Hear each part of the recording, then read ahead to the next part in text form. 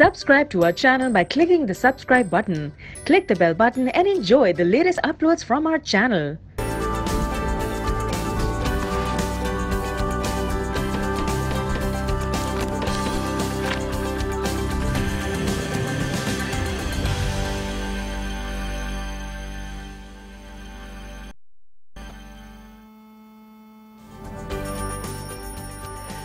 अस्सलामुअलैकुम and good morning everyone. Welcome to good morning. आज मैं हूं आपके साथ अनम काज़मी और मैं हूं सबाशी। एक हंसती मुस्कुराती और खुशगवार सुबह में के साथ कि तालीम के लिए चलाई गई हमारी इस मुहिम में आप लोगों को बहुत कुछ समझने का, पाकिस्तान के तालीमी निज़ाम को समझने का मौका मिल रहा होगा। तो ये जनाब हमारी एक काविश है जिसके तहत हम लोग पिछले हफ्ते से ही तालीम के हवाले से बातचीत कर रहे हैं और आज जिस बारे में बातचीत की जाएगी सिर्फ हमारे स्कूल लेवल के बारे में है बल्कि कॉलेज लेवल की भी बात की जाएगी, क्योंकि कॉलेज का टाइम इतना हसीन होता है सबा।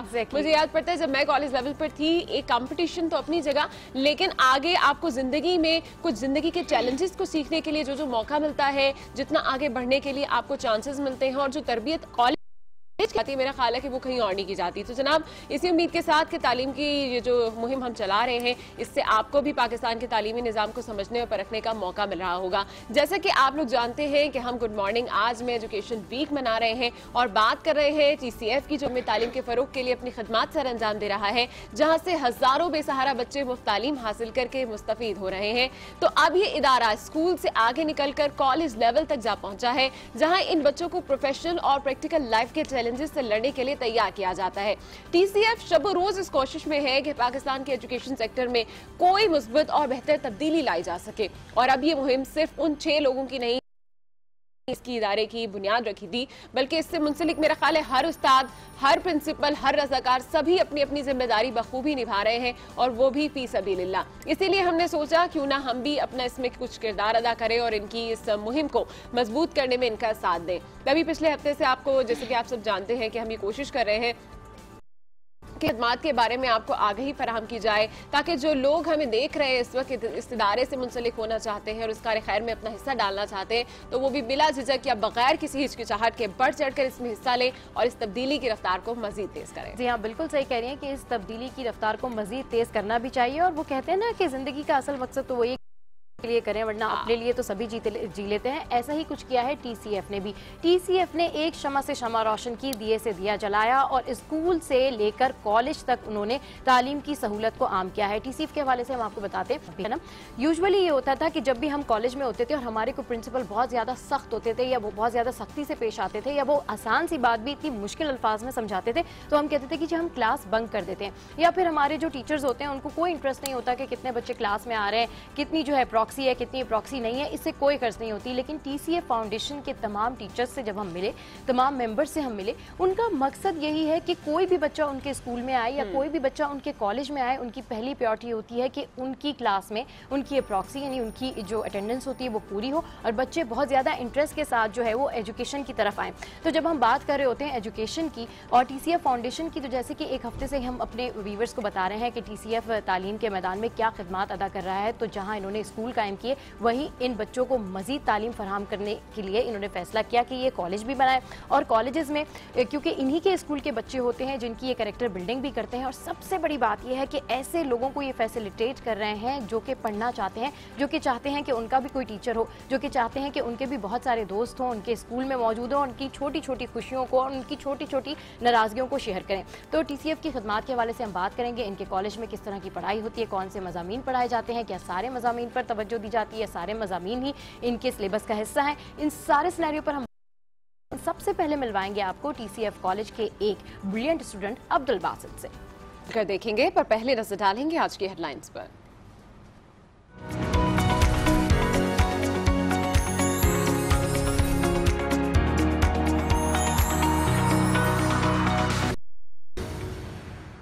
जी जनाब, तो जंग क्या कह रहा है, और डेफिनेटली जंग भी ट्रंप के हवाले से कुछ ना कुछ कह रहा होगा। जी हाँ बिल्कुल, ट्रंप पाकिस्तान पर इल्ज़ामात, भारत की तारीफ, वो तो होना ही था। पाकिस्तान हमसे अरबों डॉलर लेकर हमारे दुश्मन को पनाह देता है, दहशतगर्द एटमी हथियार हमारे खिलाफ इस्तेमाल कर सकते हैं, नई अमेरिकन अफगान पॉलिसी। अच्छा, हमने देखा कि ट्रंप के हवाले वार्तालाप कर रहे थे तो बड़ी उनकी बॉडी लैंग्वेज जो थी बहुत ज़्यादा उनकी हार्ड बॉडी लैंग्वेज थी। उन्होंने पाकिस्तान के लिए काफ़ी सख्त अल्फाज इस्तेमाल किए, जिसमें उन्होंने इमदाद का भी जिक्र किया, जिसमें उन्होंने भारत की काविशों को भी सराहा। अफगान से भी उन्होंने बात की कि उनकी एक्चुअली पॉलिसी क्या है, वो अब क्या चाहते हैं भारत से और पाकिस्तान से। एग्जैक्टली वो डू मोर का मुतालबा कर रहे थे और उन्होंने कहा जी हम इतनी इमदाद देते हैं, लेकिन पाकिस्तान उस तरीके से कार्रवाई नहीं कर सका दहशतगर्दों के खिलाफ जिस तरीके से उनको उम्मीद थी। उसके जवाब में जब पाकिस्तानी हमारे जो वज़ीर ख़ारजा हैं, जब उनका जवाब आया, या फिर हमारे जो सफ़ीर हैं, पाकिस्तानी सफ़ीर हैं एजाज़ साहब, उन्होंने कहा कि जी पाकिस्तान ने हमेशा दहशतगर्दी के हवाले से मुकम्मल दहशतगर्दों का कला कमाई किया जाए। और साथ साथ हमारे जो ISPR की ब्रीफिंग दी जा रही थी उसमें भी यही कहा गया कि अगर तहफ़्फ़ुज़ात हैं तो हम आपको लेकर चलते हैं और वहाँ पर दिखाते हैं कि एज सच पाकिस्तान में दहशतगर्दों के कोई ऐसे ठिकाने नहीं हैं, महफूज पनागाहें नहीं हैं, सब डिस्ट्रॉय किया जा चुका है। जितना ऑपरेशन हुआ है, रद्दुल फसाद ले लें, ऑपरेशन ज़र्ब-ए-अज़ब ले लें, गर्दों के खिलाफ जितनी भी कार्रवाइयाँ की जा रही हैं तो पाकिस्तान उनमें सर फहरिस्त है, जो कि चाहता है कि बैनुल अक़वामी तौर पर भी और मुल्क के अंदर भी जो है तमाम दहशतगर्दों का खात्मा कर दिया जाए। तो इस खबर को जंग ने अपनी मेन लीड का हिस्सा बनाया। बिल्कुल जनाब, सेम ही खबर अपनी आज मेन हेडलाइन बनाई और बहुत ही अफसोस की बात है कि वो पाकिस्तान जिसने बेइंतहा कुर्बानियाँ दी हैं, जिसने अपने बहुत से प्यारे खोए हैं, और पाकिस्तान वो मुल्क है जिसने अपने लेफ्टिनेंट तक जो है वो इस कुर्बानी में अपने दे दिए हैं, तो उसके बावजूद भी जो अमेरिका की जानिब से डू मोर का मुतालबा है वो ख़त्म नहीं हो पा रहा। लेकिन अच्छी बात यह है कि पाकिस्तान इस डू मोर के मुतालबे को जो है वो कबूल नहीं किया गया और उनका कहना है कि हम अपने स्टैंड पर चलेंगे, अब हम अमेरिका के इस डू मोर के ऊपर मजीद जो है वो खप नहीं सकते हैं। तो ये मेन खबर जो है वो आज एक्सप्रेस ने अपनी मेन हेडलाइन भी बनाई है कि दहशतगर्दों का सफाया वरना नुकसान। बहुत ही संगीन किस्म के इल्जामात भी लगाए गए हैं और साथ साथ पाकिस्तान को धमकी भी दी गई है। तो अब देखना यह है कि जनाब इन धमकियों का जानिब से कैसा जाता है। और दूसरी जानिब इसी बारे में जो मेन लीड आज लगाई गई है वो ये कि ट्रंप ने कुर्बानियों की तौहीन की है। पाकिस्तान जो है वो सलामती कमेटी का इजलास जो तलब किया गया था उसमें इस बात का फैसला हुआ है इस डूमोर मुतालबे को मजीद कबूल नहीं करेंगे। तो जनाब जैसे कि हम कह रहे थे कि कुछ ज्यादा ही डूमर होना शुरू हो गया, तो एक टाइम आएगा कि नो मोर होना शुरू हो जाएगा, तो वो नो मोर की नौबत भी जो है वो आ गई है। लेकिन हमने देखा कि इस सब में चीन का जो रोल था बड़ा ही जबरदस्त था। चीन ने तमाम तर इल्जामात को मुस्तरद किया, पाकिस्तान की तमाम तर कुर्बानियों को सराहा है, जबकि दूसरी जानिब भारत को जिस तरह से कहा जा रहा है कि जी भारत ने बड़ी काविशें की हैं, भारत की बहुत मेहनत रही है और भारत को अफगानिस्तान में अपना किरदार कहा गया है, तो भारत और अफगानिस्तान इस वक्त दोनों जो है उन्होंने इस तमाम तर बयानात का खैर मकदम भी किया है, लेकिन पाकिस्तान के लिए डेफिनेटली बहुत अलार्मिंग सी सिचुएशन है। तो ये दोनों खबरें जो है वो आज एक्सप्रेस रोजनामा ने अपनी मेन हेडलाइन और लीड भी बनाई है। इस हवाले से मजीद भी आगे चल के हम एडिटोरियल्स में बात करेंगे। ठीक है, अच्छा पाकिस्तान के लिए अलार्मिंग सिचुएशन तो है, लेकिन फिर भी पाकिस्तान ने अपना कोई वाज़ेह मौक़िफ़ इस बयान के बाद आउट एंड क्लियर मौक़िफ़ अभी तक पेश नहीं किया है, बल्कि सफ़ीर का तो यही कहना है कि अमेरिकन पॉलिसी पे गौर करेंगे। तो ये भी एक बड़ी गौर तलब बात है कि अभी वो अमेरिकन पॉलिसी पे गौर करेंगे और वो चाहते हैं फिर से मामला जो है मुज़ाकरात के ज़रिए ही हल हो। अच्छा, मज़ीद जो है वो आगे अगर बढ़ें तो जंग की जो मेन लीड है वो कौमी असम्बली इंतखाबी इस्लाहात का बिल मंजूर, अरकान की अक्सरियत गायब। ओके, 62-63 में भी तरमीम लाएंगे हुकूमत। इलेक्शन कमीशन को माली और इंतजामी खुद मुख्तारी हाईकोर्ट के अख्तियार। हर मर्दमशुमारी के बाद नई हल्का बंदियां, मजहब और फिरके का इस्तेमाल करने पर 3 साल, 1 साल से जायद वोट डालने पर 6 माह कैद होगी। तो जनाब ये तो कौमी असम्बली इंतखाबात के हवाले से यहाँ पर मेन लीड लगाई गई है। और अगर मैं दूसरी लीड शामिल करूँ यानी कि आज की, यानी कि गुज़िश्ता 12 घंटे खबर है वो है कराची में बारिश के हवाले से, जिससे इंतहा से ज़्यादा जो है वो तबाही मची है, इंतहा से ज़्यादा जो है उसमें लोग ज़ख्मी हुए हैं, लोगों को करंट लगा है, बिजली का ब्रेकडाउन हुआ है, कई इलाके जो है वो पानी में आपको डूबते हुए नजर आएंगे, कई इलाकों में बिजली गायब थी। और जैसे ही महकमा मौसमियात की जानिब से एक खबर आई कि जी भारत के कुछ शहरों में इस तरह का मौसम तब्दील हो रहा है जिसका असर कराची में, बदीन में और ठट्टा के साहिलों पर पड़ेगा, उसके बाद हमने देखा कि धुआंधार बारिश हुई और साथ साथ सुराबगोट पे जो है उसमें भी काफ़ी मवेशी मालकान को नुकसान हुआ। वहाँ पर जो मवेशी मालकान थे वो आसमान के साए तले खुले बैठे रहे, मवेशियों को काफ़ी नुकसान हुआ, कुछ मवेशी भी उनके इधर उधर हो गए हैं। तो इस हवाले से जो है अगर देखा जाए ओवरऑल जो मेन लीड है कराची का मौसम और उससे होने वाली तबाही है। कराची के मौसम ने जहां कुछ लोगों के चेहरों को खुशगवार कर दिया है, वहीं पर कुछ ऐसी जो हम सिचुएशन देख रहे हैं वो भी सामने आ रही है जिसमें तकरीबन 13 अफराद जाँ बाक हुए हैं। और इंतहाई अफसोसनाक बात है कि हमारे लिए जो भी रहमत आती है वो किसी न किसी तरह से पता नहीं क्यों जहमत बन जाती है। ये खबर जो है यहाँ पर भी मेंशन है। साथ साथ रात भर हमने देखा कि बिजली ने भी आंख मचोली की, बहुत से इलाकों मिल गए और काफ़ी आवाम को जो है परेशानी का सामना रहा और साथ साथ जो सड़कों पे पानी है उससे हमें सुबह आने में भी दुश्वारी हो रही थी ऑफिस। तो मेरा ख्याल है कि तमाम वो लोग जो आज स्कूल या कॉलेज जाने के लिए निकले होंगे उनको काफ़ी हद तक परेशानी का सामना रहा होगा। दो कुछ निजी जो आपके स्कूल हैं, कुछ तालीमी इदारे हैं, वो तो आज काफी परेशान है। तो ये खबर आज पर लगाई है, लेकिन कुछ खबरें बताते हैं। इस बार अच्छी बात यह है कि हमारी ईद जो है वो 2 सितंबर को हो रही है। ना तो जनाब मुफ्ती साहब को, ना ही पोपल जई साहब को किसी कोई ईद का चांद नजर आया है। तो ये बात फाइनल हो चुकी है कि पूरे मुल्क में एक ही ईद मनाई जाएगी 2 सितंबर को, हफ्ते के रोज। तो अच्छी बात है कि एक ईद का समा है और सब मिलकर उस खुशी को मनाएंगे। तो ये तो खबर यहाँ पर मेंशन है। उसके साथ साथ कुछ और खबरें अगर आपके साथ शेयर करें तो मुत्तहिदा की APC जो उन्होंने बुलाई थी ऑल पार्टीज कॉन्फ्रेंस, उसको भी मुलतवी कर दिया गया है। जबकि आपने देखा कि कल जब भी कॉल दी गई मुत्तहिदा की जानिब से तो कि तमाम सियासी जमातें आएंगी, बड़ी उम्मीदें थी जनाब फारूक सत्तार साहब को भी, लेकिन उन्होंने कहा कि बड़ी मायूसी हुई कि हमने ये कॉल दी और उसके बावजूद भी कोई पार्टी जो है इसमें शिरकत के लिए नहीं आई। तो अब हमें ये इल्ज़ाम न ठहराया जाए कि हम मुल्क दुश्मन है, बल्कि जो इस APC में नहीं आया वो जो है वो मुल्क से दुश्मनी कर रहे हैं। मजे की बात ये है कि जब वो ये APC बुला रहे थे, सबके पास जा रहे थे, तो बड़ा वार्म वेलकम हो रहा था, लोग बड़ा अप्रिशिएट कर रहे थे और PSP की जानिब से, और यही कहा जा रहा था कि जी कल जो है मेरे ख्याल में ऑल पार्टीज कॉन्फ्रेंस हो, कुछ नतीजा सामने आएगा और कराची की सियासत जो है बिल्कुल बदल जाएगी। लेकिन मुझे लगता है कि वाकई में पाकिस्तान की सियासत जो है बिल्कुल बदल गई है और उन्हें मजीद वर्कआउट करने की जरूरत है। और अगर उन्हें कंबाइन इस तरीके का स्टैंड बनाना है, ग्रैंड अलायंस बनाना है, तो उसके लिए काफी मेहनत करनी पड़ेगी। It is not a easy case. खैर, अच्छा, अच्छी खबर अनमजन ने शामिल की है, तो पहले मैं डॉन की लीड पढ़ती हूँ और उसके बाद फिर एक और अच्छी खबर शामिल करती हूँ। Lambasted Pakistan over anti-terror fight. US to exercise all options to pursue Islamabad. Okay जी, टिलरसन। अच्छा, डॉन के हवाले से जो खबर है वो भी ट्रंप की मेन लीड, ट्रंप के बयान को मेन लीड का हिस्सा बनाया है। और दूसरी बात अनम, जो अमेरिका के जो नायब सदर हैं वो भी मैदान में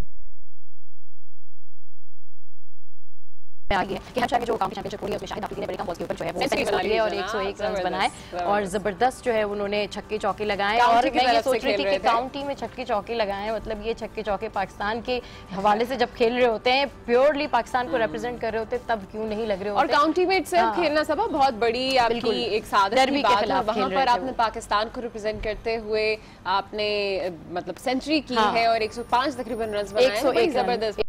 101 105 मेरा ख्याल है इतने रन बनाए, लेकिन सेंचुरी की है, मेन बात यही है। तो जनाब बिजनेस रिकॉर्डर की भी कुछ मेन हेडलाइंस आपको बता देते हैं कि Trump backs off Afghan withdraw, और उन्हीं के खिताब के हवाले से जो है तफसीली तौर पर यहाँ पे बातें की गई हैं। लेकिन कहा जो जा रहा था, इवन सबा भी कह रही थी कि जी वहां से फौजें बाहर निकाल लेंगे, तो वो फैसले तमाम बीच में रद्द हो चुके हैं और बाहर निकालने का तो वो बहाना बना रहे हैं। 4000 जो फौजें हैं मजीद वहां पर भेजने का ऐलान किया गया है। तो ये खबर यहाँ पर एक मेन बनाई गई है और साथ साथ न्यू मिनिस्टर एक्सपोर्ट प्रोस्पेक्ट्स।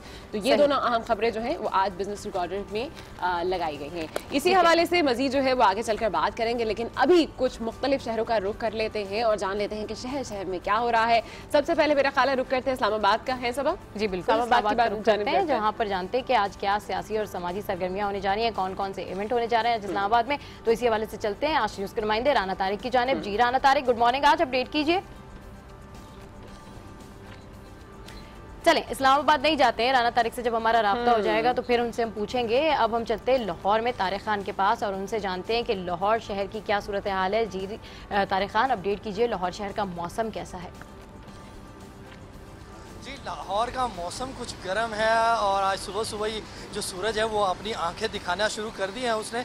कुछ गर्मी है लेकिन कुछ हवा भी चल रही है, जिसकी वजह से कुछ मौसम में बेहतरी की आसार ज़रूर मौजूद हैं, लेकिन ओवरऑल गर्मी है। और सियासी दर्जा हरारत भी क्योंकि लाहौर में ही सबसे ज़्यादा है। 2 बड़े लीडर जो हैं वो लाहौर में मुकीम हैं, पीपल्स पार्टी के आसिफ जरदारी साहब और मुस्लिम लीग के मियाँ नवाज शरीफ, दोनों का क़याम लाहौर में है और मुख्तलिफ आज वो मुलाकात करेंगे। इसके अलावा मुल्तान बेंच में जो जज के साथ बदतमीज़ी का मामला था, जो तौहीन अदालत केस का, उसने भी लाहौर में जो और ख़ास तौर पे वकला की बरादरी में एक हलचल मचा रखी है। और गुज़श्ता दिनों देखे तो बड़ी एजिटेशन भी हुई और आंसू गैस वाटर कैनन का इस्तेमाल और कल क्योंकि समाअत थी जो 8 सितंबर तक मुलतवी हो गई, इस हवाले से भी बड़ी सिक्योरिटी के सख्त इंतजाम किए गए थे। आज भी उस हवाले से कंटेनर जो लगाए गए थे हाई कोर्ट के अंदर वो तो उठा लिए गए, लेकिन चीफ जस्टिस रूम की तरफ जो जाने वाले रास्ते हैं उन पर कंटेनर बदस्तूर कायम है और सिर्फ एक रास्ता जो है वो छोड़ा गया है कि जो क्लाइंट्स और जो वकला हैं वो केसेस के सिलसिले में सिर्फ एक दरवाजे से अंदर आ सकते हैं, जहाँ पे सिक्योरिटी के सख्त गए हैं और बाकायदा चेकिंग के बाद जो है वो वकला अंदर जाते हैं और अपने केसेस की समाअत कर रहे हैं। बिल्कुल ठीक है, बहुत शुक्रिया। आप हमें अपडेट कर रहे थे तारिक खान। और लाहौर के अंदर बहुत सी इस वक्त एक्टिविटीज तो जारी हैं, साथ साथ मैं ये देख रही हूँ कि आसिफ जरदारी का जो ये स्टे है लाहौर में कुछ ज्यादा लंबा हो गया है। आगे बढ़ते हैं जनाब, और इस्लामाबाद में क्या सियासी और गैर सियासी सरगर्मियां होने जा रही हैं, इन सब पर नजर डालते हैं और उसके लिए हमारे साथ हमारे नुमाइंदे मौजूद है राना तारिक। जी राना तारिक, बताइएगा इस्लामाबाद में होने जा रही है। जी बिल्कुल, आज इस्लामाबाद में सेनेट का इजलास है, इसके अलावा रूटीन की इवेंट्स हैं, स्टैंडिंग कमेटीज़ के इजलास हैं। इसके अलावा सबसे अहम जो आज इम्पोर्टेंट केस है वो इलेक्शन कमीशन ऑफ पाकिस्तान में है, तौहीन अदालत के केस की समाअत है। आज दरख्वास्त जो बानी रुकन है PTI के अकबर एस बाबर, उनकी जानिब से दायर की गई थी इमरान खान की जानिब से। आज जो जवाब जमा करवाने की आखिरी तारीख थी और आज ही समाअत है इस केस की, जबकि गुज़श्ता समाअत पर PTI के वकील बाबर से ये दरख्वास्त की गई थी कि इलेक्शन कमीशन ऑफ पाकिस्तान को तौहीन अदालत की कार्रवाई करने का इख्तियार नहीं है। इस पर पाकिस्तान के 5 रुकनी बेंच ने जो है वो फैसला महफूज कर लिया था और 2 दिन के बाद जो है उस पर फैसला सुनाया था कि इलेक्शन कमीशन ऑफ पाकिस्तान को तौहीन अदालत कार्रवाई करने का इख्तियार मुकम्मल इख्तियार है और कानून इसकी और आइन इसकी इजाज़त देता है। आज इस केस की समाअत है। जी ठीक है, इस्लामाबाद से हमारे नुमाइंदे हमें अपडेट कर रहे थे। अब हम कराची की जानिब, जहां 2 रोज से बारिशों का सिलसिला जारी है और जल थल एक कर दिया है बारिशों ने। शहर की ताज़ा तरीन सूरत हाल बताएंगे हमारे नुमाइंदे वकास खान। कीजिए, क्या सूरत हाल है ताज़ा तरीन?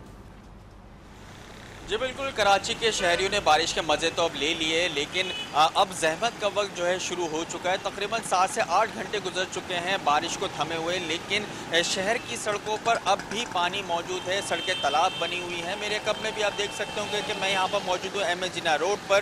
ये मेन सड़क पर पानी होने की वजह से ट्रैफिक की रवानी भी मुतासिर हो रही है। लोगों को शदीद परेशान, सुबह के वक्त ट्रैफिक ज़्यादा होता है क्योंकि ऑफिस जाने वाले लोग बड़ी तादाद में यहाँ से गुजरते हैं, तो काफ़ी मुश्किलात लोगों को पेश आ रही हैं।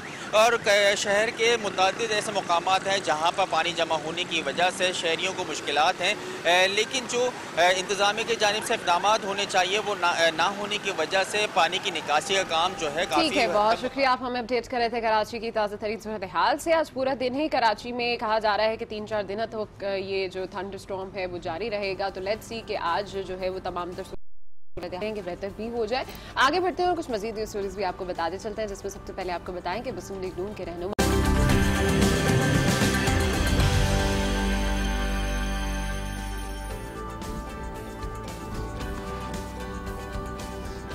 Welcome back to good morning. आज और जनाब, जैसे कि आप लोगों से आज डोनाल्ड ट्रंप के हवाले से, तो आज मेरा ख्याल है सारे इदारे भी इसी हवाले से लिखे गए हैं। इस वक्त हमारे साथ अनवार हाशमी साहब लाइन पर मौजूद है, उनकी जानिब पढ़ेंगे। अस्सलाम वालेकुम अनवार साहब, कैसे हैं आप? वालेकुम सलाम, मैं बिल्कुल ठीक हूँ। क्या लिख रहे इदारे? मेरा ख्याल है सारी बातें ट्रंप के ऊपर होंगी। बड़ी जबरदस्त किस्म की, संगीन किस्म के इल्जामात लगे हैं अमेरिका की जानिब से। यकीनन पाकिस्तान और जनूबी एशिया के अखबारात हों और ट्रंप ने जो पॉलिसी अनाउंस की है उस पर तबसरा ना हो तो ये हो नहीं सकता। तमाम अंग्रेज़ी अखबारात, उर्दू अखबारात के इदारती नोट, तज्जिए, कालम निगारों के जो है उसमें कालम, वो उसमें ट्रंप को जो है मौजूद बहस बनाया गया है। अब इस बार ये हुआ है कि अखबारात लिखते हैं कि ट्रंप ने, लगता ऐसे है कि जो अफगान पॉलिसी के नाम पे तमाम उनका नज़ला जो है वो गिरा है पाकिस्तान पे, तो ऐसे लगता है कि उन्होंने भारतीय वज़ीर आज़म नरेंद्र मोदी का लिखा हुआ कोई स्क्रिप्ट पढ़ा है जिसका हक़ाइक़ से कोई ताल्लुक नहीं है। अखबारात लिखते हैं कि ट्रंप जो है एक दफ़ा फिर डॉलरों की बात कर रहा है, एक दफ़ा फिर दहशत गर्दों के पाकिस्तान में ठिकानों की बात कर रहा है और डू मोर की बात कर रहा है। ये बात उस वक्त की गई थी जब 9/11 के बाद अमेरिका ने इस खित्ते में अपनी पॉलिसी देनी थी, तो उसने थ्रेट्स दिए थे। लेकिन इस अखबारात ने लिखा है कि ये इंतहाई अफसोसनाक बात है कि अमरीकी सदर इतने बेखबर हैं कि इस वक्त पाकिस्तानी अफवाज का जो किरदार है उसने अमेरिका के दिफाई इदारे जो है आज से 2 रोज कबल भी मुलाकातों में उसको अप्रिशिएट कर चुके हैं, क्योंकि अफगान बॉर्डर तक हमने प्रूफ किया है डॉक्यूमेंट्रीज के जरिए कि किस तरह हमारी फोर्सेस ने जो है वो दहशत गर्दों का कला कमा किया है। तो बज़ाहिर वो भारत को जो पार्टनर बनाना चाहते हैं, जिनका अफगानिस्तान में कोई लेना देना नहीं है, कोई उस पश्तून इलाके में उनका किरदार नहीं बनता, तो इस हवाले से सख्त तनकीद का निशाना बनाया गया है और पाकिस्तान गवर्नमेंट को ये अपील की गई है अखबारात के इदारियों में कि वो बहुत वाज़ेह पॉलिसी इस दफ़ा दें, क्योंकि पाकिस्तान अपना किरदार जो है वो वाजे कर चुका है। बिल्कुल सही कह रहे हैं आप, वाजे पॉलिसी बिल्कुल देनी चाहिए। वही अभी हम अखबारात की जब हेडलाइंस पढ़ रहे थे तो मैं यही कह रही थी कि पाकिस्तान की जानिब से अभी कोई लाउड एंड क्लियर मैसेज नहीं आया है। ट्रंप की तकरीर को अगर देखें और ओबामा की तकरीर का मवाजना करें तो इसमें डेडलाइन का और धमकी का इजाफा था, बाकी ओवरऑल सिचुएशन जो थी बिल्कुल वैसी थी, डू मोर का मुतालबा था। साजिद तारड़ साहब कहते हैं कि पाकिस्तान ने बेशक दहशतगर्दी के लिए जो है बहुत खिदमात की हैं, दहशतगर्दी के लिए पाकिस्तान की जो अफवाज है वो बेतहाशा लड़ी है और अभी तक भी लड़ रही है, लेकिन पाकिस्तान जो है अपनी प्रोजेक्ट अच्छी तरीके से नहीं कर सका। किस हद तक मुत्तफिक हैं आप इस बात से? देखिए, बिल्कुल बात ठीक है कि खारजा सतह पे उस तरीके से जिस हुकूमत अदम इस्तेकाम का शिकार हैं, तो खारजा पॉलिसी पे उस तरह के अभी रिएक्शन नहीं आया। रात को काबीना ने डिसीजन लिया और उसका अगले 24 घंटे में रिएक्शन लेने का ऐलान भी कर चुके हैं, जो अखबारात में आ चुका है। लेकिन बेसिकली इस पर रिएक्शन उस तरह बनता भी नहीं है, क्योंकि 70 वार देखें तो अमेरिका को पाकिस्तान की ज़रूरत पड़ी एक सुपर ताकत को शिकस्त देने के लिए। फिर उसके बाद 2001 की जो वार हुई है तालिबान के खिलाफ, उसमें अमेरिका को सारा पाकिस्तान के किरदार की ज़रूरत पड़ी थी। तो अमेरिका उससे भी, अगर डोनाल्ड ट्रंप उससे भी बेखबर हैं। उसके अलावा आज तक से 30 लाख अफगान मुहाजिरीन जिस अफगानिस्तान के लिए वो पॉलिसी दे रहे हैं, हमने उनको अपने पास रखा हुआ है। उसके अलावा हमने पूरा ट्राइबल एरिया खाली करा के ऑपरेशन करके दोबारा अपने जो वहाँ पे हिजरत करके इस तरफ आए थे शहरी इलाकों में बसाया है। तो ये पेंटागन तो जानता है, जो दिफा को डील करता है अमेरिका का इदारा, वो इस चीज़ को जानता है। तो ये खुद एक बहुत बड़ा आलमिया है कि पेंटागन की ब्रीफिंग के बरक्स जो है डोनाल्ड ट्रंप जो है चंद कुव्वतों के कहने पे एक बेबुनियादी पॉलिसी दी है। तो पाकिस्तान को अगर रिएक्शन ना भी दे तो उसकी पॉलिसी बड़ी वाज़ी है। चाइना उसका इतराफ कर चुका है। अच्छा अनवर साहब, अभी बड़ी मजेदार सी आपने एक बात कही कि ऐसा लग रहा था कि जैसे बात ट्रंप कर रहे हैं, लेकिन स्क्रिप्ट जो है वो मोदी साहब ने लिखकर दिया हुआ है। क्या इतना झुकाव अमेरिका का इंडिया की जानिब हम देख रहे हैं? पाकिस्तान के तमाम तर जो किरदार रहे हैं, जितनी कुर्बानियां पाकिस्तान में दी, उन सब चीजों को बालाए ताक रखते हुए ज्यादा फोकस जो था उनका, एक तो पाकिस्तान को धमकी देनी पड़ता, दूसरा भारत ज्यादा एम्पावर करने की कोशिश की है। क्या समझते हैं, क्या वजह है? देखिए, ट्रंप के बारे में आपको भी याद, प्रोग्रामों में बड़ा जो है वो इनके साथ हंसी मजाक भी करते थे। जब ये नई पॉलिसियां लेके अमेरिका के सदर बने तो बुनियादी तौर पे एक खुद बिजनेसमैन है, बिजनेस टाइकून है, तो उनकी सोच उस बिजनेस से ज़्यादा बढ़ती नहीं है। तो जब वो कैलकुलेटर पे कैलकुलेट करते हैं कि भारत के साथ उनका कितना लेन देन है और कितना हिसाब है, तो वो उसको अप्रिशिएट करना शुरू कर देते हैं। अफगानिस्तान में अमेरिका पाकिस्तान के बगैर न किरदार माजी में अदा कर सका है, न हाल में कर रहा है और न मुस्तकबिल में कर सकेगा। बिल्कुल सही कह रहे हैं, बिल्कुल सही कह रहे हैं। पाकिस्तान के बगैर अफगानिस्तान में अमन लाना चाहता है तो ये बिल्कुल नामुमकिन सी बात है। पाकिस्तान को उसको बीच में रखना ही पड़ेगा। पाकिस्तान का अहम किरदार है। अगला इदारिया क्या कह रहे हैं? देखिए, अगले इदारती नोट हैं जो कि एक रोज कबल अपना DGR ने एक ब्रीफिंग दी है। तो ब्रीफिंग तो यकीनन वो दहशतगर्दी के खिलाफ उन कामयाबियों की थी जो उन्होंने हासिल की हैं और जिसका इतराफ़ दुनिया ने किया है, सिर्फ ट्रंप ने नहीं किया। तो इसके अलावा जो लोकल पॉलिटिक्स के हवाले से एक क्वेश्चन उनसे किया गया ISPR से, तो उन्होंने वाजे किया कि पाकिस्तान में जो सिविल मिलिट्री रिलेशंस पे सवाल उठाए जाते हैं, उन्होंने बहुत वाजे किया है कि ये एक कुछ हल्के हैं, पाकिस्तान में कोई सिविल मिलिट्री ताल्लुकात ख़राब नहीं है। मेक मिलिट्री जो है वो सिविल के बगैर और सिविल मिलिट्री के बगैर नहीं रह सकता। तो ये कुछ लॉबियां हैं जो इस तरह के तहफ़्फ़ुज़ात देती हैं या इस तरह की अफवाहें फैलाती हैं। तो बहुत वाज़ेह किया है, जिसकी वजह से मैं समझता हूँ कि काफ़ी हद तक जो मुल्की सियासत के अंदर एक तनाव पैदा हो रहा था, उसके अंदर जो है वो इन्वॉल्व करने की कोशिश की जा रही थी, तो वो एक पॉजिटिव साइन दिया है DGISPR ने, तो जिसको अखबारात ने अप्रिशिएट किया है। जी बिल्कुल ठीक कह रहे हैं आप, वाज़ेह मौक़िफ़ दिया है DGISPR ने, जिसको अखबारात ने भी अप्रिशिएट किया है, बल्कि पूरे पाकिस्तान में अप्रिशिएट किया जा रहा है। बहुत शुक्रिया अनवार हाशमी साहब थे, और दो खास एडिटोरियल्स में उन्होंने बात, एक तो DGISPR की ब्रीफिंग के हवाले से और दूसरी डोनाल्ड ट्रंप के हवाले से। अब शामिल करते हैं यस्टरडे टॉप स्टोरी। बिल्कुल जनाब, और यस्टरडे टॉप स्टोरी भी कराची के हवाले से है कि कराची में दूसरी रात भी तेज हवा और गरज चमक के साथ मूसलाधार बारिश ने तबाही मचा दी।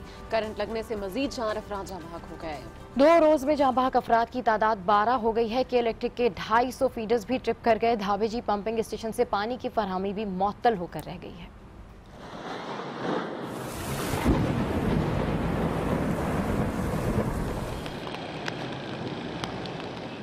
कराची में पीर से शुरू होने वाली बारिश दूसरी रात भी गरज चमक के साथ बरसी। पहले गर्द आलूद तेज आंधी चली और फिर अचानक मूसलाधार बारिश हुई। आसमान पर कड़कने वाली बिजली से लोगों में खौफ व हिरास फैल गया। हल्की बारिश ने पहले शहर को कीचड़ कीचड़ कर दिया, फिर गरज चमक के साथ मूसलाधार बारिश के बाइस शहर की अहम शाहराहों समेत नशीबी इलाके ज़ेरे आब आ गए। रेस्क्यू जराये के मुताबिक करंट लगने से मजीद 4 अफराद जाँ बहक हो गए। 2 रोज में जाँ बहक होने वाले अफराद की तादाद 12 हो गई। बारिश के बाइस के इलेक्ट्रिक के 250 फीडर्स ट्रिप कर गए और शहर के कई इलाके तारीकी में डूब गए। कई इलाकों में बिजली बहाल नहीं हो सकी। घारों में धावेजी पंपिंग स्टेशन पर बिजली के ब्रेकडाउन से शहर को 50 मिलियन गैलन पानी मुअत्तल होकर रह गई है। महकमा मौसमियात ने खबरदार किया है कि कराची समेत सिंध के मुख्तलिफ शहरों में आज भी मूसलाधार बारिश होगी। गुज़िश्ता रोज गुलशन हदीद में आज नाज़माबाद पापोश में 3.5 मिलीमीटर बारिश रिकॉर्ड की गई। और टॉप वर्ल्ड स्टोरी शामिल करते हैं, जिसमें आपको बताएं कि अमेरिका ने पाकिस्तान की नॉन नेटिव इत्तेहादी हैसियत खत्म करने की धमकी दे दी। अमेरिकी वज़ीर ख़ारजा रेक्स टिलरसन का कहना है कि पाकिस्तान दहशतगर्द तंजीमों को ठिकाने फराहम कर रहा है। वाशिंगटन में सहाफियों को नई अमरीकी पॉलिसी पर ब्रीफिंग देते हुए रेक्स टिलरसन ने कहा कि पाकिस्तान के साथ ताल्लुकात का इंहिसार दहशतगर्दों से निमटने के नताइज पर होगा। अमरीकी वजीर खारजा का कहना था कि पाकिस्तान में कायम दहशतगर्दों के ठिकानों में अफगानिस्तान में अमन अमान की कोशिशों को सबोताज कर मुल्क से बाहर अमरीकी फौजियों और एहलकारों पर हमले की मंसूबाबंदी की जाती है। अमरीकी वजीर खारजा ने एक सवाल के जवाब में कहा अगर तंजीमों से तहफ़्फ़ुज़ में मदद के लिए पाकिस्तान के साथ मिलकर काम करने को तैयार हैं। पाकिस्तान दहशतगर्दों से निमटने के लिए मुख्तलिफ हिकमत अमली अपनाए। तो जनाब मज़ीद भी कुछ बातें की जाएंगी, और जैसे कि हम आज बात कर रहे हैं कॉलेज की और यूनिवर्सिटी लेवल पर क्या कुछ होता है, स्टूडेंट किस तरह से पढ़ते हैं, उनके क्या मसाइल होते हैं, इन तमाम चीज़ों पर बातचीत की जाएगी। लेकिन एक शॉर्ट ब्रेक के बाद स्टे विद अस।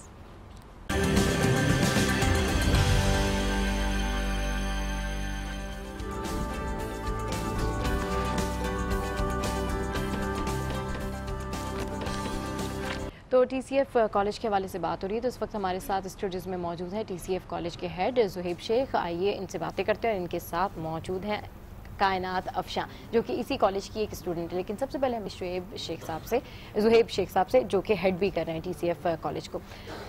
सर, सबसे पहले तो ये बताएं कि कब से ये कॉलेज जो है स्टार्ट हुआ, कब से आप इस कॉलेज के साथ में हैं, और क्या आपकी एसोसिएशन है, क्या एक्सपीरियंस रहा इस कॉलेज के साथ? जी, कॉलेज का बाकायदा आगाज़ मई 2016 यानी पिछले साल, तो हमें तकरीबन 1 साल हो चुका है ये कॉलेज बनाने में। इसका कुछ पस मंज़र ऐसा है कि आप पूरा हफ्ता TCF को कवर करते रहें तो आपको पता होगा कि 1400 ऑड स्कूल्स हैं हमारे पूरे पाकिस्तान में। ठीक। और ये सारे स्कूल मैट्रिक तक हैं, मीडियम हैं।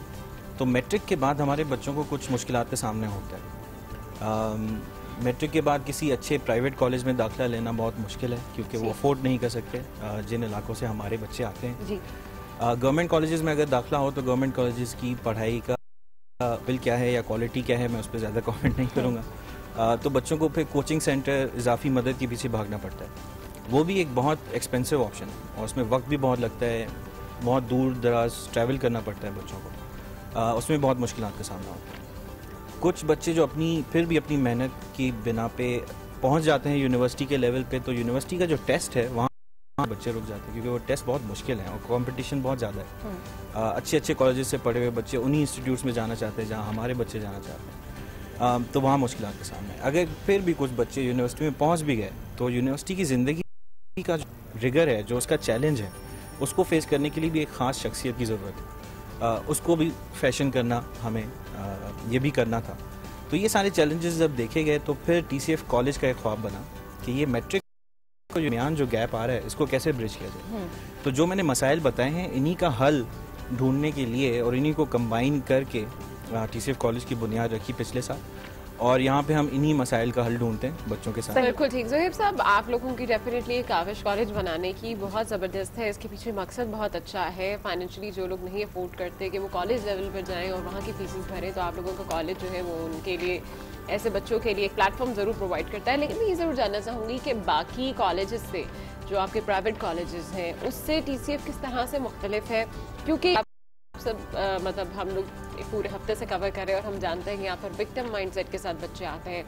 उनकी ग्रूमिंग के लिए, उनकी पर्सनालिटी बिल्डिंग के लिए क्या स्पेशल कॉलेज लेवल पर किया जा रहा है? जी, TCF कॉलेज बाकी कॉलेजेस से बाकी कॉलेजेस में जो फोकस होता है इंटरमीडिएट की पढ़ाई का, वो हमारे पास भी है। उसके अलावा इजाफी चीज़ें हैं जो हमारे कॉलेज को दूसरी कॉलेजेस से मुख्तलिफ बनाती हैं। इजाफी चीज़ों में सबसे पहले एक यूनिवर्सिटी टेस्ट की तैयारी। तो हमारे बच्चे क्योंकि उर्दू मीडियम से आते हैं तो अंग्रेज़ी में थोड़े से पीछे होते हैं, तो उनकी अंग्रेज़ी को पहले दिन से लेकर स्ट्रॉन्ग बनाया जाता है।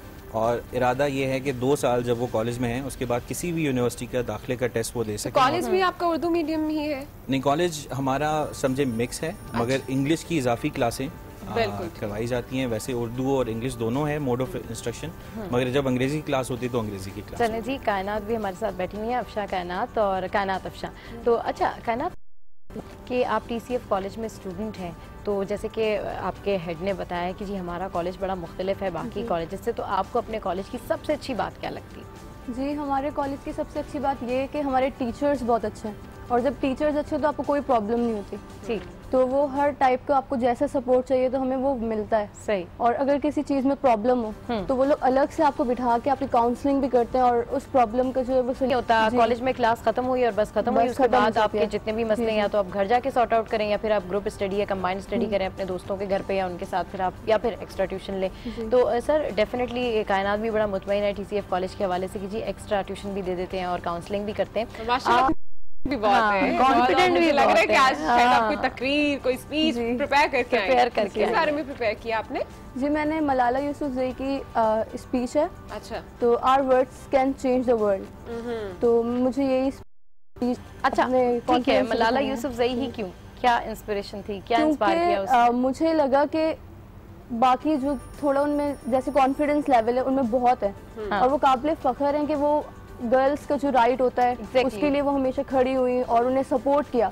और वो किस एरिया से थी, लेकिन उन्हें फिर भी जो अपना ऑक्सफोर्ड यूनिवर्सिटी में अब एडमिशन हो गया, और जब वो वापस आएंगे उन्होंने कहा जब मैं अपनी तालीम कंप्लीट कर लूंगी तो मैं वापस आऊंगी। ज़ोहैब साहब हमारे साथ बैठे हुए। ज़ोहैब साहब, कॉलेज के हवाले से बात हो रही है, तो डेफिनेटली जो कॉलेज में प्री इंजीनियरिंग से रिलेटेड जितने भी स्टूडेंट्स आते हैं तो उनका एक एम होता है कि हमने इंजीनियर बनना है, हमने एप्टीट्यूड टेस्ट देना है और हमने वो क्लियर करके NID जाना है या जो भी दीगर यूनिवर्सिटीज़ हैं वहाँ जाना है। अगर कुछ लोग इस तरह के भी होते हैं जब रिजल्ट आता है और टीचर के पास आके कहते हैं नहीं हमारा नहीं हो सका सर्टेन काइंड ऑफ यूनिवर्सिटी में, तो फिर आप उनको वो भी गाइड करते हैं कि अब आप इस तरीके से करें, और या फिर आप रिपीट कर लें दोबारा से? क्या आपकी फिर गाइडलाइन होती है TCF कॉलेज की? जी देखिए, अभी तो हमारा 1 साल हुआ है। हाँ। और अभी जो फर्स्ट ईयर में ये सवाल मैंने मेनली इसलिए पूछा कि TCF कॉलेज चाहता होगा कि उसके ज्यादा से ज्यादा जो स्टूडेंट्स हैं वो इंजीनियर बने। देखिए, हमारे पहले दिन ही जब बच्चे आते हैं तो उनका ख्वाब यही होता है कि हमें 2 साल के बाद किसी यूनिवर्सिटी जाना है। हाँ। अभी हमने प्री इंजीनियरिंग कॉलेज खोला हुआ है, मगर बच्चों के लिए ऑप्शंस ओपन रखे हैं। अगर कोई कॉमर्स परस्यू करना चाहे 2 साल बाद वो भी कर सकता है, arts and humanities, social sciences, कोई भी प्रोग्राम अपनी मर्जी का वो ले सकते हैं। अगर किसी भी स्टेज पे कॉलेज में किसी को कोई फेलियर का सामना होता है या कोई धचका लगता है, वो गिरते हैं, तो हमारे पास सिस्टम ऐसा है कि उनको उठाया जाता है, उनके लिए सपोर्ट सिस्टम है। उनको ये सिखाया जाता है कि हार के दोबारा कोशिश करना क्या होता है और मुसलसल कोशिश क्या है। ये भी जो शख्सी तामीर की बात कर रहे थे अब्दुल बासित और कायनात, ये हमारे कॉलेज के सिस्टम में बिल्ट इन है, और हम रोज़ इस पे बात करते हैं बच्चों से, उनको सिखाते हैं कि मुश्किलात का हल कैसे है। तो अगर कोई अपने किसी सब्जेक्ट में भी किसी मुश्किल का हल कर लेता है तो ज़िंदगी का एक स्किल है जो किसी भी और मुश्किल पे वो अप्लाई कर सकता है। तो this is the kind of philosophy that we give them. आप आज की एग्जांपल लें, आज बारिश हुई सुबह, बहुत सारे इलाकों से बच्चों को आना होता है, मगर हमारे पास अटेंडेंस फिर भी 90% है। और ये बच्चे लड़ते हैं कि हाँ और तो मेरा ख्याल है कि सब में हम लोग क्रेडिट देना चाहेंगे TCF के टीचर्स को, जो बच्चों के साथ इस तरह से इन्वॉल्व होते हैं कि बजाय बच्चे पढ़ाई से भागे वो पढ़ाई के मजीद करीब आते हैं। जैसे कि आप अभी बता रहे थे कि आप लोगों की जो टाइमिंग्स है वो 8 to 4 है। हम लोग तो जिस टाइम पे हम स्कूल और कॉलेजेस जाते थे हमें होता था कि भाई 8 बजे क्लास शुरू हुई है तो 1-2 बजे तक एटलीस्ट फारिग हो जाना चाहिए। पर हमने जैसे कायनात से भी बात की तो वो भी काफी ज्यादा इंथुजियास्टिक दिखाई दी है, बहुत ही ज्यादा मोटिवेटेड दिखाई दी है, कुछ करना है कुछ बनना है। अच्छा, प्री इंजीनियरिंग की बात आपने की है तो प्री इंजीनियरिंग में बहुत से बच्चे ऐसे हैं जो कि ये काम करना चाहते हैं, लेकिन कुछ बच्चे इस गोल के साथ भी आते हैं कि नहीं हमने बड़े होकर ये नहीं करना था, हमें या तो आर्ट्स की तरफ जाना है या मेडिकल की तरफ जाना है या फिर कोई और ख्वाहिशात के साथ आते हैं। ऐसे बच्चों के लिए क्या आपके स्कूल में कुछ बेसिक कॉलेज के अंदर कुछ बेसिक एजुकेशन है जो वो आगे जाके अपनी कोई मर्जी की फील्ड को परस्यू कर सके? जी, हमारे स्पेशली जो सेकेंड ईयर में बच्चे आए हैं उनको हम एक तो बेसिक मॉड्यूल्स, बेसिक सब्जेक्ट्स पढ़ाते हैं जो किसी भी फील्ड में जाने के लिए ज़रूरी है। बिल्कुल। उसके अलावा अगर आपने स्पेशलाइज फील्ड में जाना है, किसी को एरोनॉटिकल इंजीनियर के लिए ख़ास यूनिवर्सिटी में दाखिला लेना है, किसी को आर्ट्स एंड ह्यूमैनिटीज़ करके ख़ास यूनिवर्सिटी में दाखिला लेना है, कोई फॉर एग्जांपल इंडस वैली जाना चाह रहा है, तो अब ये इनके स्पेशलाइज इंटरेस्ट हैं, उसके लिए एक अलग उनको तैयारी दी जाती है। तो अपने हिसाब से वो स्पेशलाइज इंटरेस्ट चूज़ करते हैं और कॉलेज उनको मदद करता है जो भी वो करना चाहें। उसके लिए हमने निसाब बनाया हुआ है जो उनको मदद देता है अपना ख्वाब पूरा करने में। ठीक है। अच्छा ज़ुहैब साहब, आपके जितने भी मेंबर्स आए हैं या टीचर्स हैं या स्टूडेंट से बात हुई है, इस ओवरऑल पूरी कन्वर्सेशन में उनका एक ही फोकस रहा, तालीम तो है बेसिकली, लेकिन एक ही फोकस रहा कि जी हम पर्सनालिटी डेवलपमेंट के लिए भी बड़ा काम करते हैं। और जब आपसे बात हो रही थी तो आपने भी कहा कि जी हम पर्सनालिटी डेवलपमेंट के लिए हमारा फोकस होता है। क्या क्राइटेरिया होता है पर्सनालिटी डेवलपमेंट का? क्योंकि एक बच्चा या एक स्टूडेंट ऑलरेडी TCF स्कूल से आ रहा है तो डेफिनेटली उसके पास वो रूल्स तो हैं जो TCF फाउंडेशन के हैं। आसानी हो जाती है ज़्यादा या मज़ीद मुश्किल होती है एक सिनेरियो से स्कूल से निकल के कॉलेज आना और फिर चेंजेस लाना? और फिर क्योंकि आपको फैसले खुद करने पड़ते हैं ना, जब आप कॉलेज में होते हैं तो डेफिनेटली बहुत सारी चीज़ें आपको खुद सेलेक्ट करनी पड़ती हैं, आप थोड़ी थोड़ी देर में स्कूल की टीचर के पास नहीं जा सकते, तो कितनी मुश्किल होती है, कितना बड़ा चैलेंज होता है ये? आई थिंक मदद बहुत होती है इस बात से कि वो क्योंकि TCF स्कूल से आए हैं तो ऑलरेडी जो बेसिक आप समझें एक्सपेक्टेशन है कि पर्सनैलिटी क्या होनी चाहिए, बिहेवियर क्या होना चाहिए, उसमें हमें बहुत ज़्यादा मसाइल नहीं होते। कैरेक्टर बिल्डिंग वही स्कूलिंग लेवल पे हो चुकी है, मगर हम उनको एस्पायर कर रहे हैं इससे भी ऊंचे लेवल पे। राइट। और अब वो अपनी ज़िंदगी में भी ऐसे स्टेज पे हैं जहाँ पे वो जिम्मेदारियाँ लेना स्टार्ट कर रहे हैं चीज़ों की, तो हम उनको हिस्सा देते हैं कॉलेज की जिम्मेदारियाँ संभालने में, ताकि वो उसको सीखें कि जिम्मेदारी होती क्या है, उसको रोज़ कैसे संभाला जाता है डिस्पाइट द डिफिकल्टीज। और इसी तरह की बहुत सारे हमारे कल्चरल एस्पेक्ट्स हैं कॉलेज में, जैसे हमारी वैल्यूज़ हैं, और जितना भी कॉलेज में डिसिप्लिनरी सिस्टम है वो भी डांट डपट के अराउंड नहीं है, वो वैल्यूज़ और काउंसलिंग के अराउंड। बच्चों से रोज़ वैल्यूज़ पे बात होती है, अगर किसी से कोई गलती हो भी जाती है तो उससे बैठ के काउंसलिंग की जाती है कि किस तरह इसको आप बेहतर कर सकते हैं। बच्चों को सोचने का मौका मिलता है, डिसीजंस लेने का मौका मिलता है, जिससे फिर 2 साल में उनकी कैरेक्टर बिल्डिंग। अच्छा ज़ुहैब साहब, ये कैसे कैटर करते हैं कि इस बच्चे का इंटरेस्ट क्या है और इसके इंटरेस्ट को देखते हुए इसको ये फील्ड चूज़ करनी चाहिए? काउंसलिंग कोई होती है आपके कॉलेज के अंदर, बच्चों को गाइड किया जाता है उनके लिए उनके इंटरेस्ट को देखते हुए कौन सी फील्ड ज़्यादा सूटेबल है? जी, करियर काउंसलिंग होती है स्पेशली जो अभी सेकंड ईयर में बच्चे हैं उनके लिए। सो अभी जुलाई से हम लोग इनके लिए कॉन्स्टेंटली इन्फॉर्मेटिव सेशंस करते रहे कि इंजीनियरिंग में क्या होता है, उसमें कौन सी फील्ड्स होती हैं, सोशल साइंसेज में क्या होता है, कौन सी फील्ड्स होती हैं। हमारे बहुत सारे टीचर्स जो हैं वो इन्हीं शोबों से ताल्लुक़ रखते हैं, तो बच्चे उनके साथ Q&A सेशंस भी करते हैं मज़ीद मालूमात लेने के लिए। बच्चे इंटरनेट पे रिसर्च करते हैं कि उनको कौन सी यूनिवर्सिटी जाना है, क्या उसमें डिसिप्लिन्स हैं, उसके बाद सवाल जवाब होते हैं। So we given them a chance by giving them जितनी भी इन्फॉर्मेशन हम दे सकते थे कि वो खुद चूज़ करें कि उनको कहाँ जाना है। तो वो अभी अगस्त तक इनको मेरे ख्याल से टारगेट भी दिया गया था कि आप अलाइन कर लें, डिसाइड कर लें कि किधर जाना है, कौन सी यूनिवर्सिटी में, और फिर जो उसका निसाब है और पढ़ाने के लिए कामयाबी का रास्ता है वो कॉलेज की जिम्मेदारी है। सो काउंसलिंग का, करियर काउंसलिंग का एक पूरा प्रोग्राम। अच्छा, टीचर की एक बड़ी रिस्पॉन्सिबिलिटी होती है जब भी कोई उसका स्टूडेंट जा रहा होता है सिलेक्शन की तरफ कि अब मैं इंजीनियरिंग लेने जा रहा हूँ या मैं मेडिकल लेने जा रहा हूँ या मुझे ये करना है, तो एक टीचर को ज़्यादा पता होता है कि उसके स्टूडेंट के अंदर कितनी कैपेबिलिटी है। लाइक कि अगर किसी ने कहा है कि जी मुझे तो डॉक्टर बनना है, लेकिन टीचर को पता है कि नहीं यार इसका जो सेंस ऑफ ह्यूमर है वो ज़्यादा बेहतर हो सकता है मीडिया में, वो ज़्यादा बेहतर हो सकता है बातचीत में, तो वो उसको उस तरीके से गाइड करना और फिर इस चीज़ के ऊपर कन्वेंस कर लेना कि नहीं medical is not good for you, you are better than in this field, तो वो किस तरीके से फिर आप करते हैं? क्योंकि इसमें जजमेंटल प्रोसेस आता है। ऐसा बिल्कुल होता है। स्टूडेंट का एक ख्वाब होता है मगर कभी कभी हकीकत उससे मुख्तलिफ होती है। एग्जैक्टली। तो उस सिचुएशन में बड़ी ओपनली कैंडिडली बच्चे से बात की जाती है, उसके सामने इन्फॉर्मेशन रखी जाती है, रिकॉर्ड्स रखे जाते हैं और ऑप्शंस रखे जाते हैं। अच्छा। मगर फैसला बच्चे पे छोड़ा जाता है, फैसला उसी पे छोड़ देते हैं। हम इम्पोज नहीं करते फैसले अपने, हम इन्फॉर्म करते हैं, ऑप्शंस से बताते हैं, इससे आगे क्या होगा वो भी इन्फॉर्म कर देते हैं, but then we leave it to the आगे लेना चूज करना या ना करना उसकी जिम्मेदारी है। चलिए जनाब, टीचर्स की भी बात हमने की है और डेफिनेटली टीसीएफ के टीचर्स का जो है वो सब में अहम रोल है। तो आपकी जानिब दोबारा भी आएंगे, लेकिन टीसीएफ कॉलेज में काबिल और आला तालीम याफ्ता असातिज़ा तलबा को इल्म की दौलत मुंतकिल कर रहे हैं। न सिर्फ इस कॉलेज के तलबा बल्कि असातिज़ा के भी बुलंद अज़ाइम है। जी हाँ, बिल्कुल। Good morning. आज की टीम ने दी सिटीजन्स फाउंडेशन के फिजिक्स लेक्चरर मशहूद साहब से मुलाकात की है और मालूम किया है कि ये कॉलेज किस तरीके से बाकी कॉलेज से मुनफरिद है।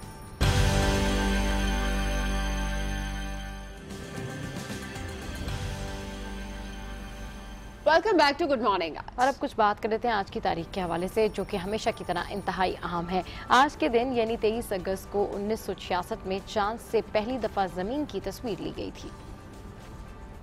लूनर ऑर्बिटर 1 एक रोबोटिक स्पेसक्राफ्ट था जिसके जरिए लोगों ने पहली दफा चांद से अपनी जमीन को देखा था। ऑर्बिटर कैमरे के लेंस ने जमीन की तस्वीर नासा ट्रैकिंग स्टेशन मैड्रिड भेजी थी और वहां से मुख्तलिफ अखबारात ने इसे शाया किया था। लूनर ऑर्बिटर ने चांद के उफ़क़ के ऊपर नीली नजर आती जमीन की तस्वीर कामयाबी से ली। लोगों ने चांद से चांद ही की मानंद हिलाल की शक्ल में अपनी जमीन को देखा था, मगर इसका साइज चांद से 2 गुना था। ठीक है जनाब, आपने आज की तारीख तो जानी है। इस वक्त गेस्ट के साथ हमारी बातचीत हो रही है टीसीएफ कॉलेज के हवाले से, तो उन्हीं की जानिब एक बार फिर से बढ़ते हैं। ज़ुहैब साहब हमारे साथ है और साथ साथ कायनात भी है। कायनात, ये पहले बताइए, आपके इस वक्त आपने हमें ऑफर भी अपनी थोड़ी स्पीच सुनाई है, कितनी नर्वस फील कर रही है कि आज आपने स्क्रीन पे थोड़ी परफॉर्म करना? इतना नहीं, ज्यादा नहीं। वैसे जितनी आप कॉन्फिडेंट दिख रही है, मेरा ख्याल है आप परफॉर्म भी बहुत अच्छा करेंगे। चले आपकी जानिब आएंगे, लेकिन ज़ुहैब साहब भी हमारे साथ है तो आपकी जानिब बढ़ते हैं। ज़ुहैब साहब ये बताइएगा कि कॉलेज के लेवल पर काउंसलिंग की जो हम बात कर रहे थे, काउंसलिंग किस तरह से की जाती है और बच्चों के लिए कितनी हेल्पफुल है इस वक्त? काउंसलिंग बच्चों के लिए बहुत ज़्यादा ज़रूरत है इसकी। जिन बैकग्राउंड से आते हैं, कुछ बच्चों के सिंगल पेरेंट्स हैं, कुछ ऐसे घरानों से आते हैं जहाँ रहने की वजह से उनके कुछ इमोशनल इश्यूज़ हैं, कुछ साइकोलॉजिकल इश्यूज़ भी होते हैं। काफ़ी बच्चों को पढ़ाई में थोड़ी मुश्किल फेस होती है डिफरेंट सब्जेक्ट्स में। और जो हमारा कॉलेज का रूटीन है, जैसे आपने कहा 8 से 4 6 दिन हफ्ते में आना जाना, कम्यूट टाइम अगर आप लगा लें तो 10 घंटे रोज़ 12 घंटे कॉलेज के लिए होते हैं। इसको मैनेज करना मुश्किल होता है। तो हमारे काउंसलर्स इन सारी चीज़ों पे बैठ के बच्चों के साथ हल निकालते हैं चीज़ों का। सो एकेडमिक काउंसलिंग होती है पढ़ाई से रिलेटेड, इमोशनल काउंसलिंग होती है, अगर कोई ऐसा मसला है तो उसको भी बच्चे से डिस्कस किया जाता है, करियर काउंसलिंग होती है।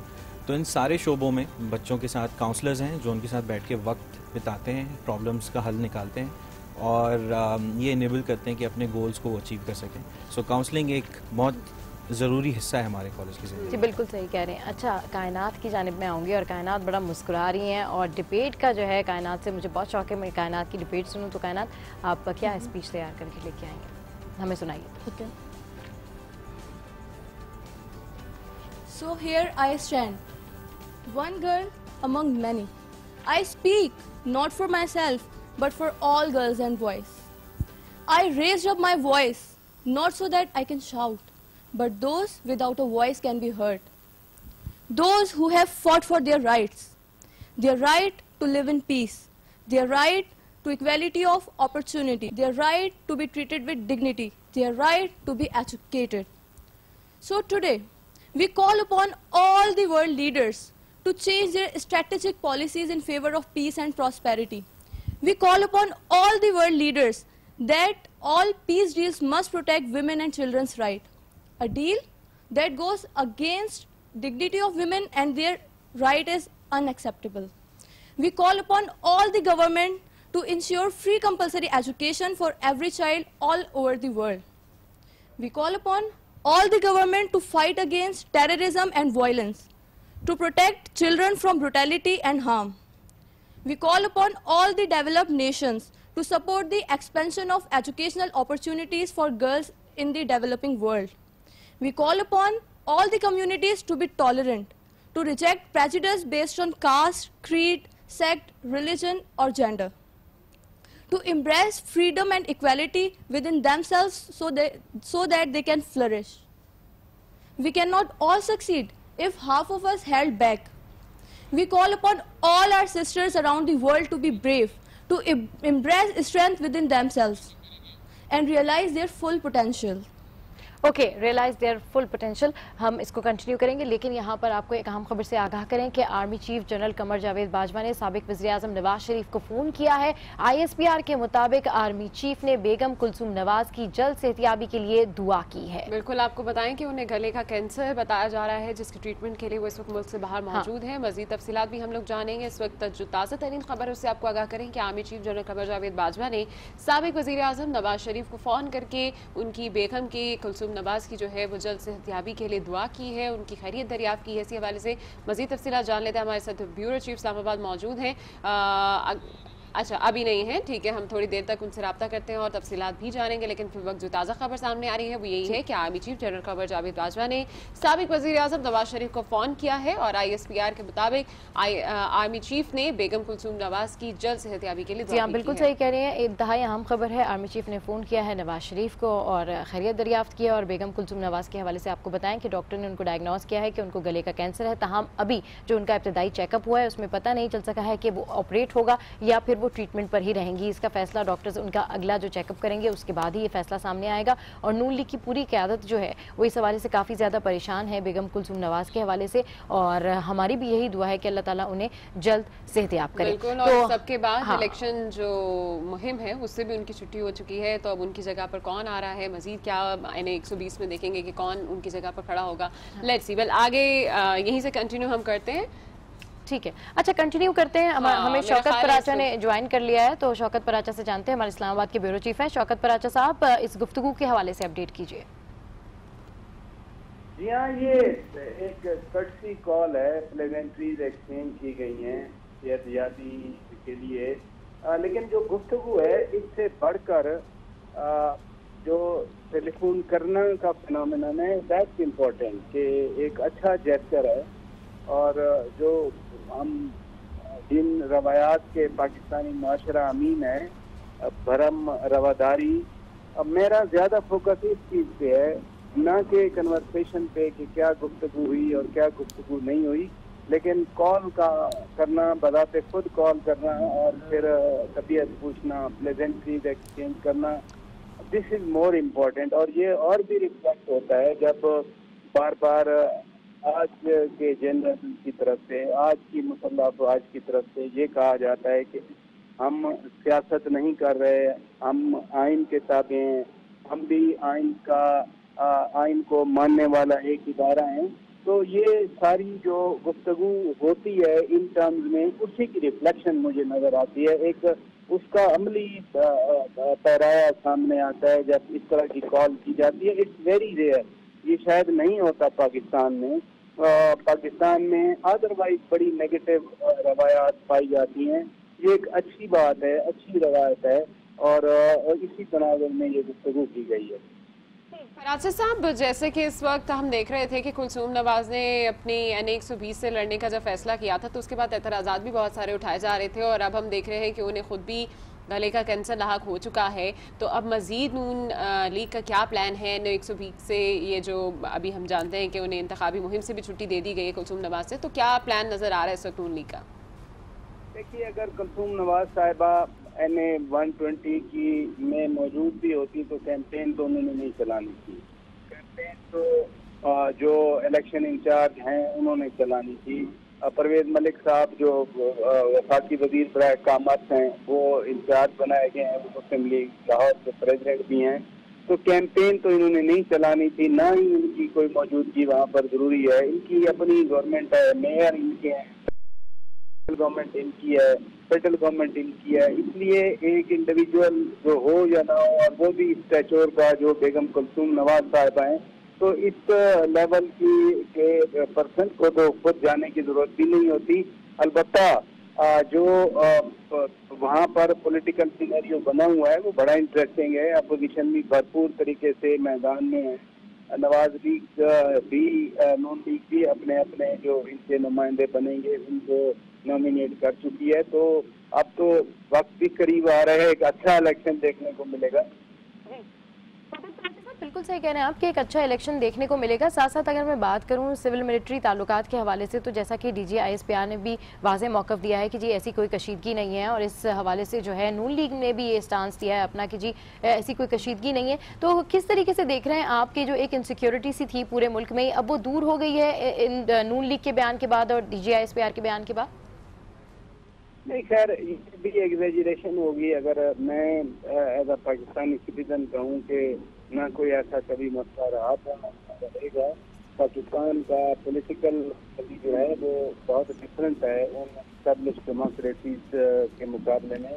पाकिस्तान के अंदर जो पावर प्ले होता है उसकी डायमेंशन बहुत डिफरेंट है, अप्रोच बड़ी डिफरेंट होती है। इसलिए एक आध बयान के हवाले से ये कह देना कि उससे वो तासर खत्म हो जाएगा है या नहीं है, इससे हट के जो एक परसेप्शन होती है पॉलिटिकल मैटर्स में वो रियलिटी से बड़ी स्ट्रांग होती है। और परसेप्शन तो है पाकिस्तान में, इससे कोई डिनाई करे, मैं डिनाई करूँ, आप डिनाई करें या कोई और डिनाई करे, परसेप्शन है और बड़ी स्ट्रांग परसेप्शन पाई जाती है पाकिस्तान में कि ये बेसिकली बुनियादी जो चीज़ें हैं वो यही हैं। और आपको रोज़ाना इसका इजहार भी होता है कि इस तरह की चीज़ें चलती हैं पाकिस्तान के अंदर। तो वो एक परसेप्शन एग्जिस्ट करती है। जैसे जैसे वक्त गुजरेगा मैच्योरिटी आएगी, पॉलिटिकल सिस्टम में मैच्योरिटी आएगी, जमहूरी निज़ाम में मैच्योरिटी आएगी, इदारों के रिएक्शन टुवर्ड्स कॉन्स्टिट्यूशनल ऑब्लिगेशन, तो उसके बाद ये मामला क्लियर होंगे। बिल्कुल ठीक। अच्छा, अभी आपने शौकत वराचा साहब बात की है कि मैच्योरिटी आएगी, मैच्योरिटी का क्राइटेरिया क्या समझते हैं आप, क्या होती है मैच्योरिटी? ये पॉलिटिकल मैच्योरिटी होती है कि जब विद इन पावर जो कॉन्स्टिट्यूशन में उसी के डोमेन में रहा जाए। मसलन डेविड कैमरून ने जब रेफरेंडम हारी उनकी पार्टी यूरोपियन यूनियन के हवाले से, तो आपने देखा उसने रिजाइन कर दिया बतौर प्राइम मिनिस्टर। हालांकि उसी की पार्टी की थेरेसा मे ने सक्सीड किया, वो प्राइम मिनिस्टर बनी, लेकिन डेविड कैमरून चूंकि उस वक्त on the helm of affair थे और डेविड कैमरून कह रहे थे कि मैं तो प्राइम मिनिस्टर हूँ, प्राइम मिनिस्टर ने जिम्मेदारी दी। तो ये मैच्योरिटी होती है। मैच्योरिटी ये भी होती है कि एक बंदा डिस्क्वालीफाई हुआ, सैयद रज़ा गिलानी डिस्क्वालीफाई हुआ, चुप करके वो चला गया और उसकी जगह पे राजा बिल्कुल सही कह रहे हैं आप। मोहम्मद नवाज शरीफ डिस्क्वालीफाई हुआ, उसी वक्त फैसला सुनने के 10-15 मिनट में ये अनाउंस कि मैं स्टेप डाउन करता हूँ। यही मैच्योरिटी की तरफ एक डायरेक्शन होती है। जी, बहुत शुक्रिया शौकत पराचा, इस्लामाबाद के ब्यूरो चीफ बात कर रहे थे इंतहाई आम टेलीफोन कॉल के हवाले से, हमें वो बता रहे थे, और साथ साथ नून लीग की ओवरऑल सियासी कंडीशन जो है उसके ऊपर भी वो बात कर रहे थे। और मैच्योरिटी की जहाँ तक बात है तो हम देखते हैं कि अब फैसला भी आ गया, उसके बाद भी एक मुहिम चलाई हुई है कि मुझे क्यों निकाला, और उसके ऊपर जो है उनका अपना स्टांस है और आगे लेकर चल रही है जानिब से दिया गया है। जिस तरह उन्होंने रैली निकाली है, जिस तरह से लोगों ने उस पर तज्जिया किया है, तो डेफिनेटली इतने बड़े पॉलिटिशियन होने के बावजूद भी कुछ जगह हैं जहाँ पर कुछ ना कुछ लैग जो है वो रह ही गया। खैर, आगे बढ़ते हैं जनाब, और बात हो रही TCF की। तो कराची के TCF कॉलेज में तलबा को न सिर्फ तालीम के, तो जनाब आपने देखा किस तरीके से TCF के हवाले से हम आपको आगाह कर रहे हैं, और क्योंकि टाइम हमारे पास जो है वो बहुत कम रह गया, हमारे साथ मौजूद थे TCF कॉलेज के हेड और कायनात। आपने बहुत अच्छी स्पीच की, बहुत अच्छी डिबेट की, ऐसे ही wish you best of luck, ऐसे ही आप कामयाब रहिए, अपने कॉलेज का नाम रोशन कीजिए। और आपकी डिबेट जो है वो मुकम्मल नहीं हो सकी, लेकिन फिर कभी बुलाएंगे और डेफिनेटली आपकी डिबेट करवाएंगे। अच्छा जी सर, आपका बहुत शुक्रिया, आप हमारे शो पर आए और TCF कॉलेज के हवाले से बात की। तो आज का शो आपको डेफिनेटली पसंद आया होगा, जितनी हम चाहते हैं अवेयरनेस दे सके, हम आपको गुड मॉर्निंग आज के प्लेटफॉर्म से अवेयरनेस दे रहे हैं। कल भी बिल्कुल बात होगी TCF के हवाले से, और कुछ स्टूडेंट्स जो TCF से निकल के बड़े बड़े काम कर रहे हैं, बड़ी बड़ी यूनिवर्सिटीज़ में हैं, उनके बारे में बातचीत की जाएगी। कल इस वक्त हमें शो से इजाज़त दीजिए, इंशाल्लाह कल आपसे फिर मुलाकात होगी, same time same channel. Till then अपना बहुत ख्याल रखिएगा, दुआ में याद रखिएगा, एंड बाय बाय।